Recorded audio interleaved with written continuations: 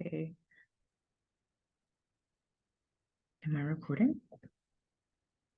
Okay, yes.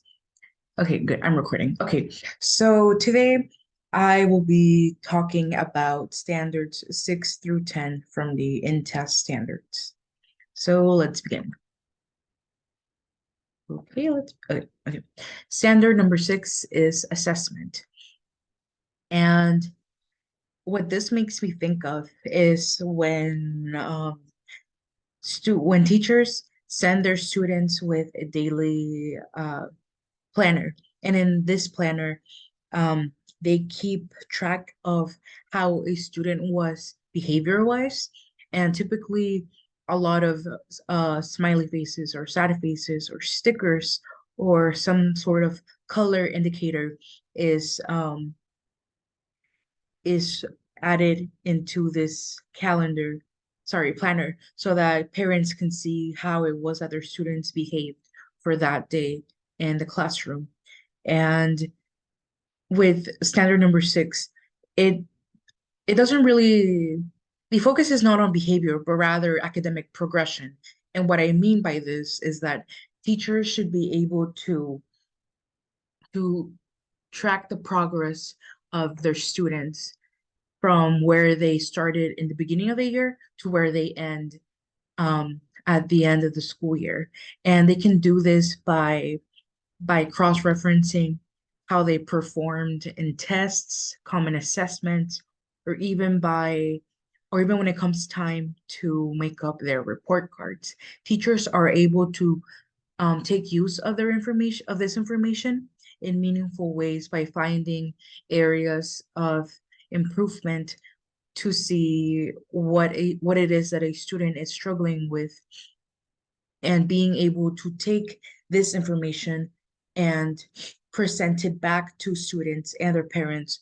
So, and being like, this student is having trouble with, let's say, um this um this specific lesson in math, and here's what we can do so that they can um make progress, so and which can be done by working one-on-one with the teacher and receiving additional help and support from parents in the home unit.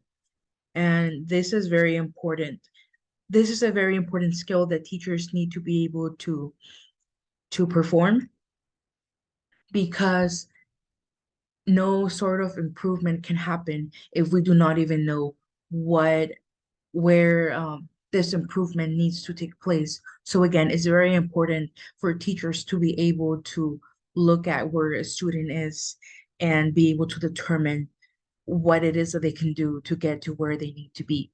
And another additional thing to this assessment, sorry, I apologize about the train noises. I don't know if they can be heard. But anyways, teachers are, whenever it comes to tests, every student is different whenever it comes to how they perform, because a lot of students have test anxiety, and this can stem from the fact that they may have a learning disability or some sort of language barrier.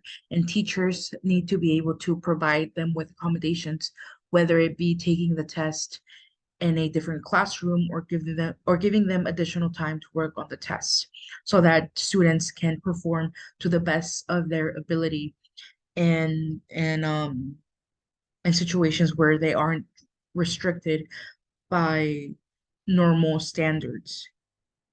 Yes.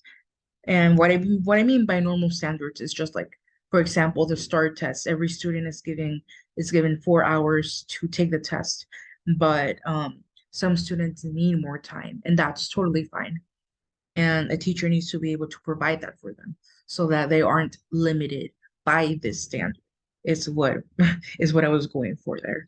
Okay. The next standard is number 7, planning for instruction. Okay, and this means that a teacher is able to look at the curriculum and derive a lesson plan that will hit the target objectives, and be able to not only understand what it is that they're going to be planning and presenting, but being able to do so in a way that is engaging for students.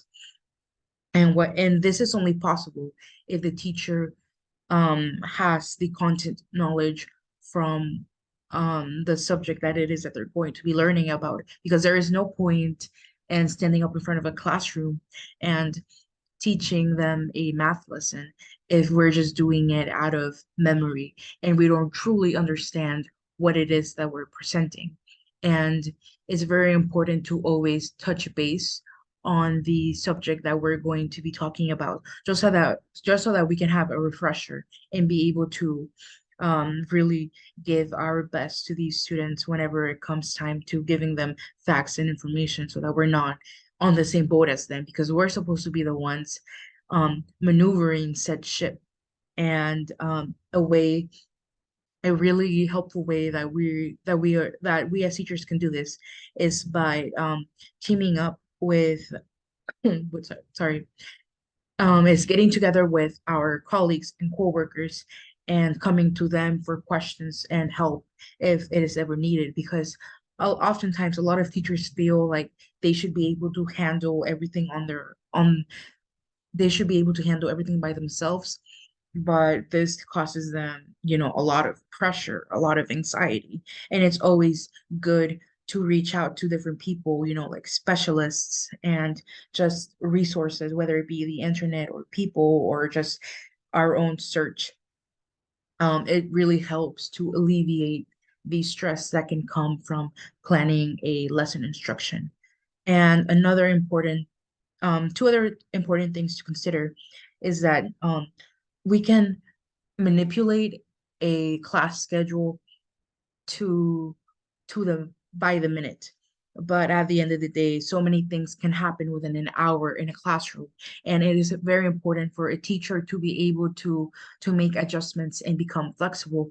And the second thing is that a teacher needs to be able to take into consideration their students' diverse strengths. And what I mean by this is that they need to think about the ways in which their students are able to learn the best. And this, I'm not going to get too much into it because that's what I'm going to do for the next standard, which is standard number 8, which is instructional strategies. Number 7 talks about the planning process, and then number 8 is the actual action of giving the lesson plan.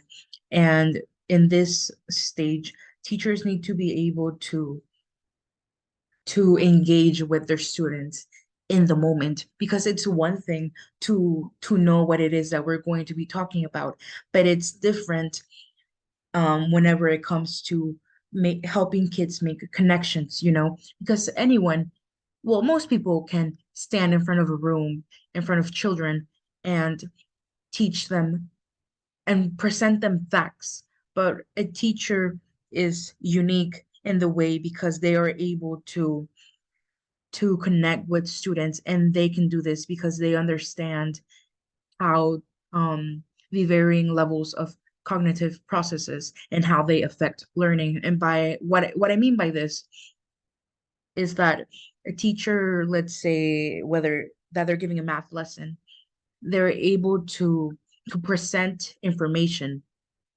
and then they can um they can sort of diffuse it and make it more relative to the students by prompting them with questions to check their level of understanding. And this is very important to do because um, the only one, the most helpful way that knowledge sticks with students is by presenting it to them in ways that they understand and in ways that matter in their world. And definitely asking questions and branching off is one of the best ways to go about this, because it allows for students to form their own train of thought that is that relates back to the lesson that is being presented to them.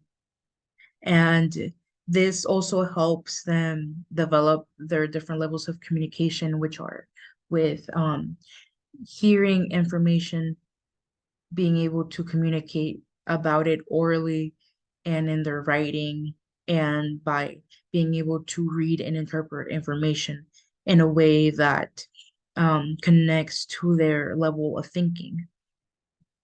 And so it's very important to also um, incorporate different levels of engagement because every student learns differently, and it's not helpful at all to just have them sit down all day and then just stand in front of them and present um so many sets of information and then just leave it at that. No, a teacher needs to be able to plan different activities that will help target every single student in different ways, whether it be through a game or through a quiz or through some sort of drawing exercise or an exit ticket. Teachers need to be able to understand who their audience is, and this is what helps them be able to um to give a lesson in a way that a student is going to be able to understand it. And this standard to me is very important because if it's not executed correctly, then what happens?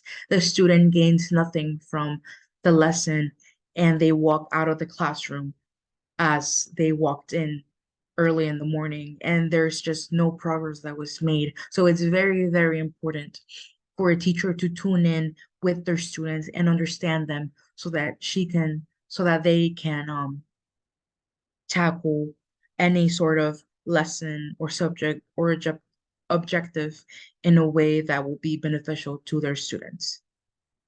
Okay, and then standard number 9 is professional learning and ethical practice. Um, the main thing here is that teachers are able to teachers, they need to be able to develop their own level of understanding. And what I mean by this is that once they get certified or once they get the degree, their search for knowledge does not end there. They need to continuously be learners themselves in order to provide the best service to their students so that and they can do this by becoming aware of updates or better teaching practices is what I'm going for here.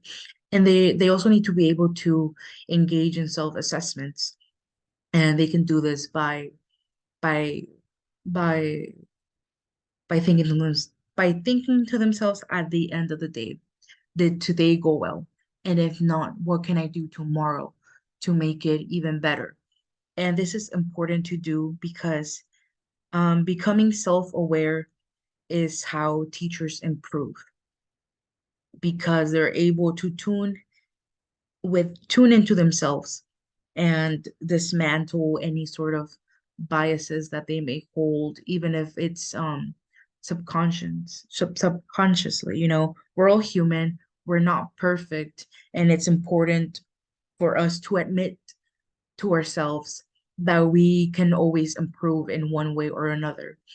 And another thing with this standard is that teachers need to advocate for safe and legal teaching practices, which means that if we become concerned for any reason at all about the well-being of our students, we need to talk about it with a coworker or a principal or even report it as is necessary because not only are we there in the classroom to teach, but we are also there to protect. And we need to be able to detect any sort of behavioral change, whether it be physical or emotional, and be able to know when um when we're supposed to step in and be there for our students. And this is very important because we want every classroom environment to be safe.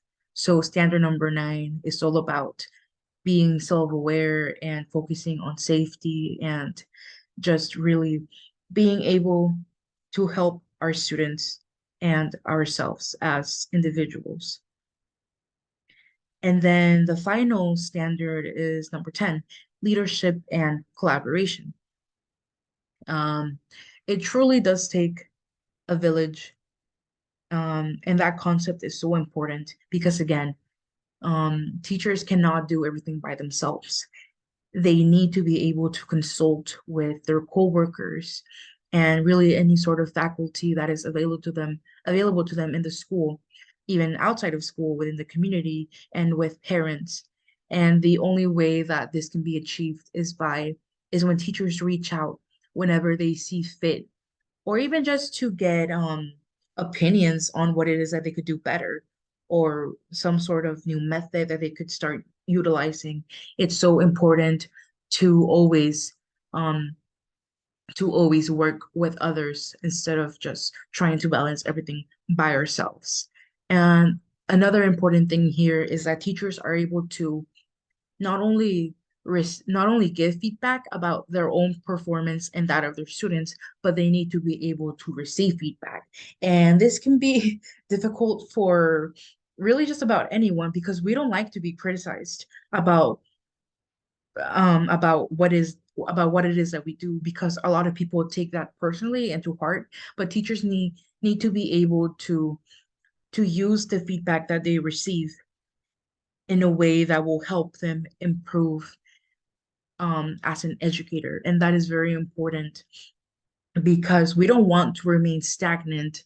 What we're The type of teacher that we become in the beginning might be good, but we want to become great um within every year that we're going to be in this profession. And the only way to go about it is by acknowledging that improvement is always available, and by making connections within the school and outside of the school. And the final thing is that teachers need to be able to have a vision for their classroom and where it stands within the school. And by what I mean by this is that um, the teachers are always the ones in control in the classroom. They're the ones who have the impact in the education of students. They're the ones who decide this is what we're going to do today and this is how we're going to do it. And it is through this action that we have that sort of impact in education. And it's important for teachers to acknowledge how crucial this leadership role is within society, and to be able to take to be able to make use of it in a positive way. Because again, we're in this profession for the students, and we need to, every action that we take is in regards to their well-being and their education, and the teacher needs to be able to always remind themselves of that. And yes, that concludes my presentation about the standards, about the INTEST standards, and I appreciate the time for my audience today who is here listening to my interpretation of these standards and my opinion. I really appreciate it. Thank you.